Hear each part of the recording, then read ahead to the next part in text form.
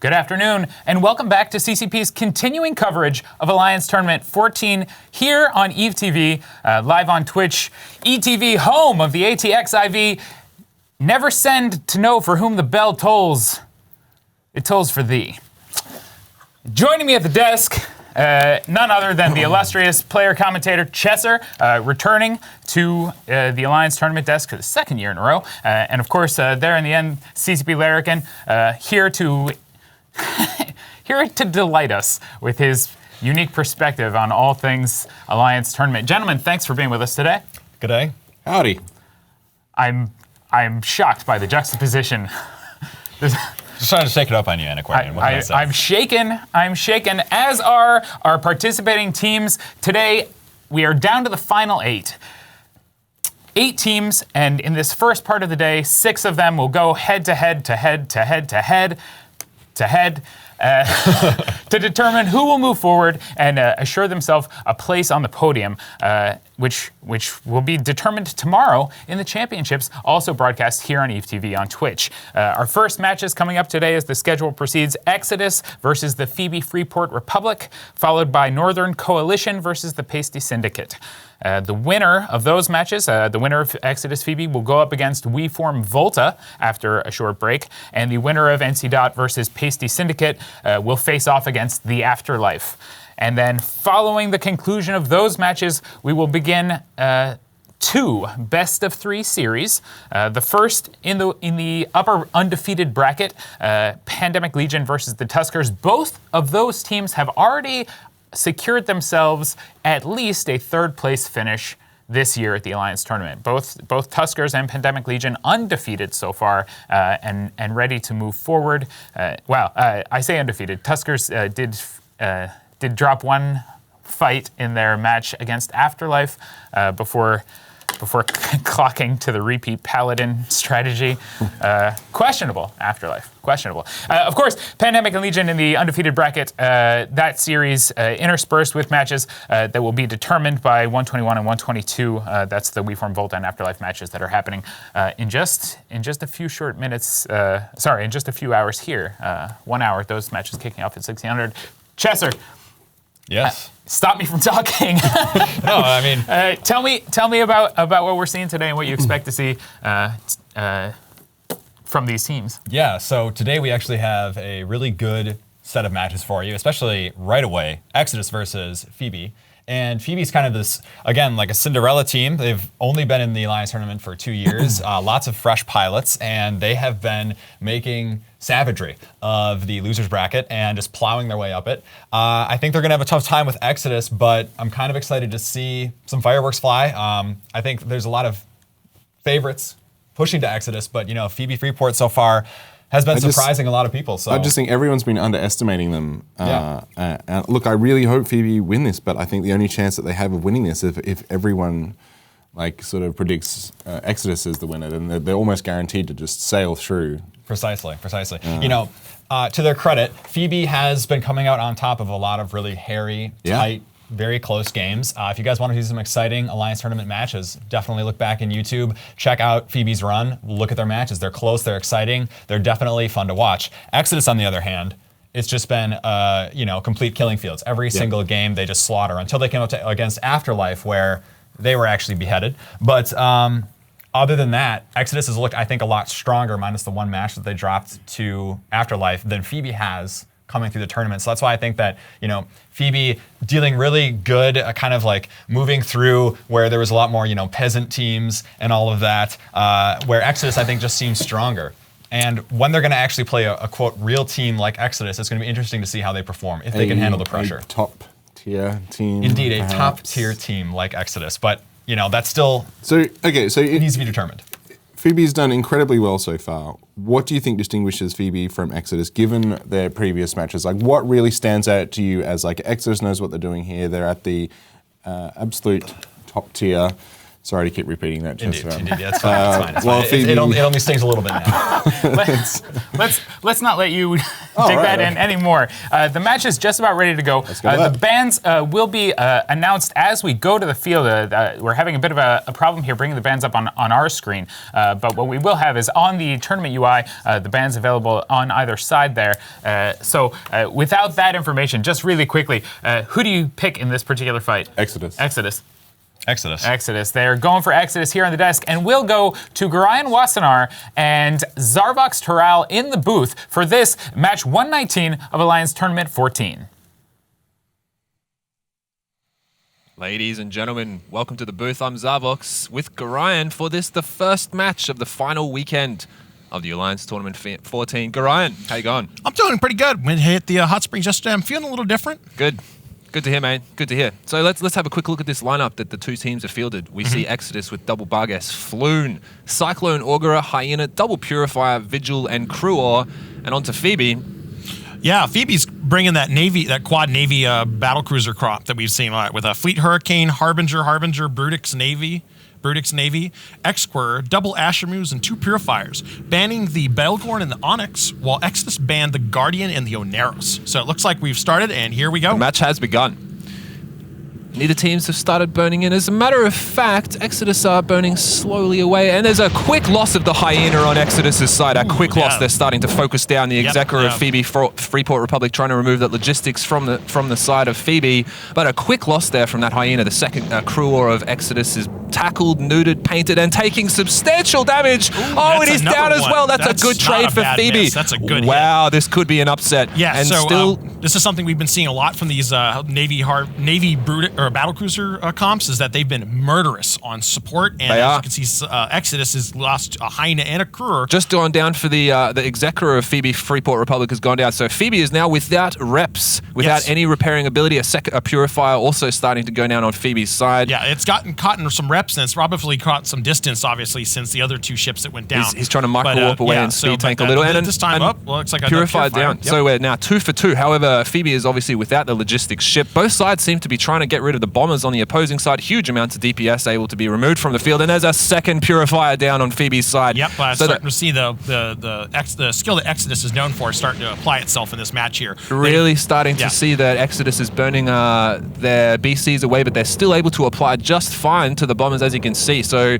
still a pretty even match. They're starting to focus down the Barghest of Sabotage. Yes, they are focusing on the Barghest, but at the same time, Exodus is focusing on that Fleet Hurricane, and it's dropping. It's taking some damage. Yeah. There's no logistics on the field. It looks like there are a cloud of drones trying to keep that Fleet Hurricane alive, but it's not going to be enough, mate. Yeah, it's dropping his structure, and it's not going to be enough. Set match for that guy. Meanwhile, he's going to go home in a pod. The Barghest of Sabotage on the Exodus sign is doing just fine. So they've recovered from their 2 very early losses, taken out now almost 4. Oh, that Hurricane is staying alive somehow. Not able to apply enough damage to break through those rep drones. Gaia Jane's definitely keeping it up here. It's got all those rep drones just swarming all over. I mean, it's worth noting right now that, as Chester was saying before, Exodus has been stomping pretty much everyone, but this is clearly not a stomp, pretty even match thus far. Vigil of Exodus now about to go down. Can they keep it alive? Not receiving any reps. Vigil is not receiving any reps. Definitely not. I mean, the Augur's been neuted out probably, but looks like a Newton and Nos heavy on it. That Hurricane he's still alive. Yep, he's tanking like a boss, son.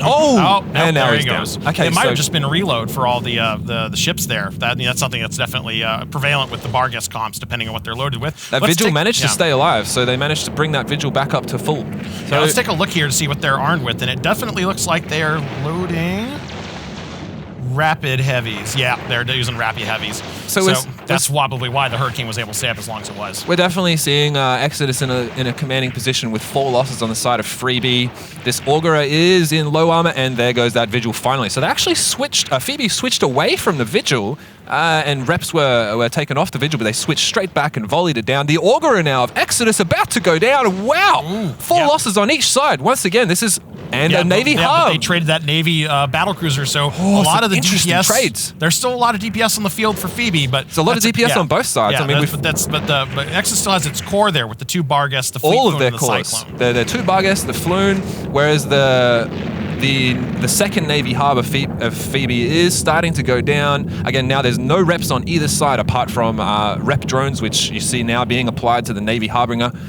And it looks like that Cyclone's actually their links. I'm looking at it right now. I don't see a lot of aggressive actions being done by it. It's sitting on one of the micro jump units so as to give it some safety in case something happened. And an even trade there, a Purifier for a Navy Harby and a second Navy Harby of Phoebe about to go down. There's 5 on each side. What an incredible match to start off the weekend.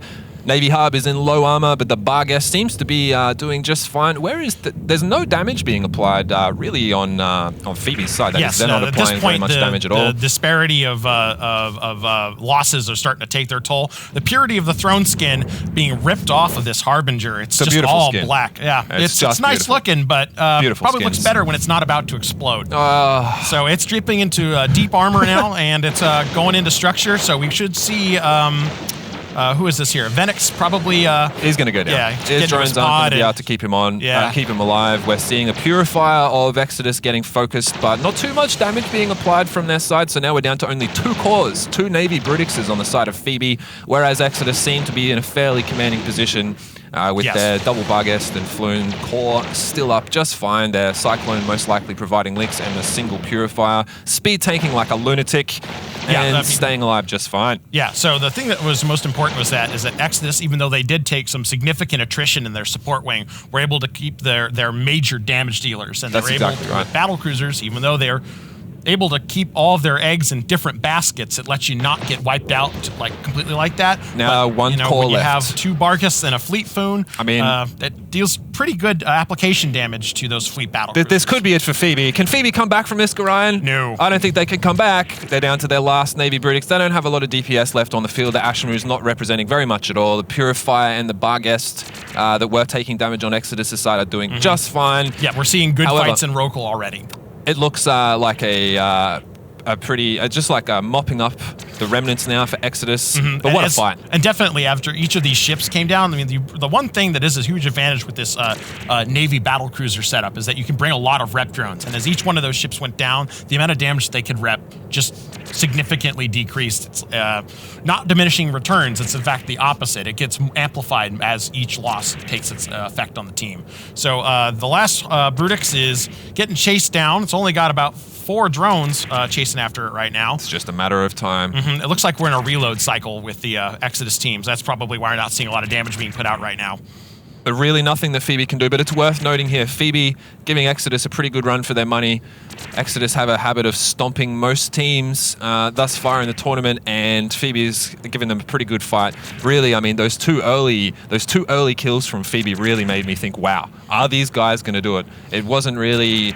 Phoebe weren't seen as a favorite in this match along a lot of people, but I mean, you could tell that just from the pedigree of these two teams. Like one's absolutely definitely placed multiple times, and Phoebe's only been here a second time. That's right. And the last core ship, the final remnants of their real DPS has just been removed from the field.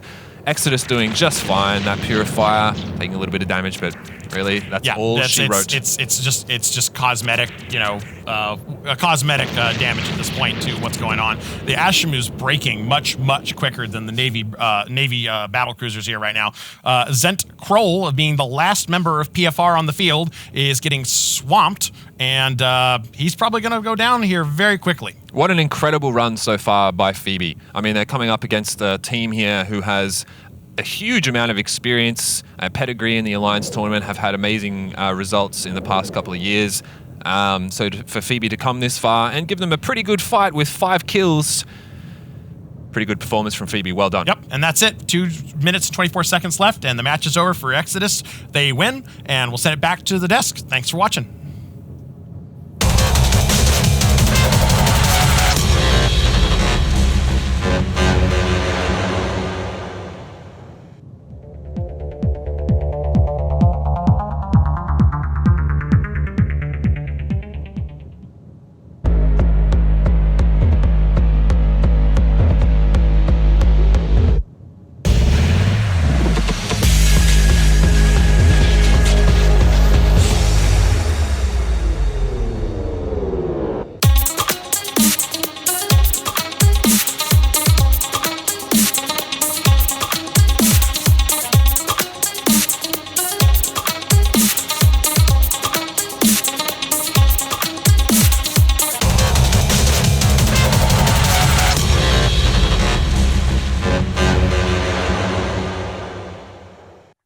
and PFR gets sent home by Exodus, who move forward in the Alliance Tournament.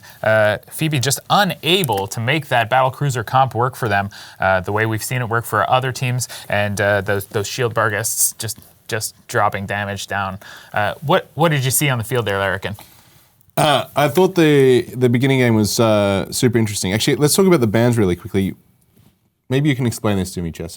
Exodus go and ban Tech 2 logistics cruisers and then bring a Tech 1 armor logistics cruiser. Yeah. Why? So some teams, and Exodus has done this once in a while, where they're going to ban out both Tech 2 armor logi and then bring a Tech 1 instead. And they have a comp where they're very comfortable doing this. And it looked to me like Phoebe didn't, because they brought armor anyway and substituted in an Executor for the Tech 1. And it just seems they weren't ready for that. While Exodus's comp seemed very, very prepared to have that Tech 2 logi, they were ready for it. They understood having, a Tech 1 logi. They understood that 2 Tech 1 logis on either side means you want to go for a logi trade very quickly. So in the initial stages, Exodus warped in Hyena, Crewor at 0, which is important to notice, because when those 2 ships dive the enemy Phoebe team, yes, they were picked off quickly, but they did what they needed to do. They webbed bonus target painter, and you saw how quickly the X-Core on Phoebe Freeport died almost immediately. After that... Yeah, I was super impressed. You saw those 2 webbing ships go down.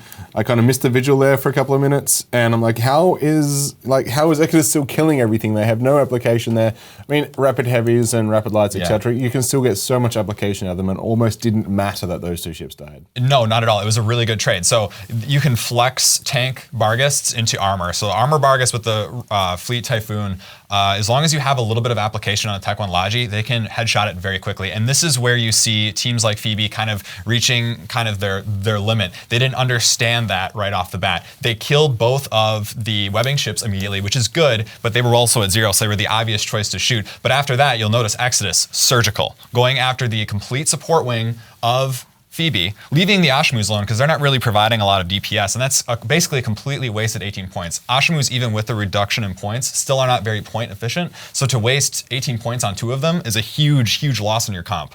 And then to show Phoebe shooting other ships and not trying to kill Parole, which to his credit, he flew very nicely, immediately afterwards, spelled their doom, because that entire time Exodus was just launching, reload after reload after reload and into they were just their Navy picking off the battlecruisers. bombers, knocking off all that DPS to the point where they could tank it.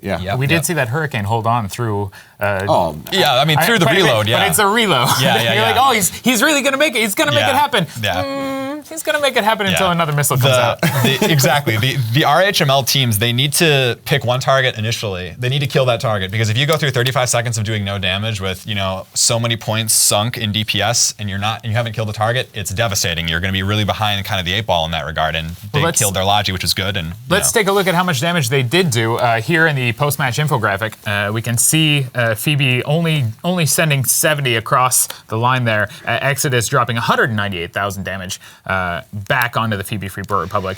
And really just none of those Phoebe ships really capitalize on their potential. That Kane gets a respectable 36,000 sent over, but it just isn't enough really to handle a team of Exodus's stature. Definitely. You see just look at the difference in bombers. Just being able to clear the bombers off immediately once the logi's dead reduces the amount of damage that they can do. So you're looking at Exodus bombers, which are alive for much longer. They do more than double the DPS. And Phoebe's bombers, which didn't have a logi to fall back on because theirs was killed instantly, only can spit out so much, and bombers are very important. The longer you can keep them alive, it is a lot of damage, and it adds up, especially when you're trying to crack big, backbone ships, like Navy battlecruisers, like battleships.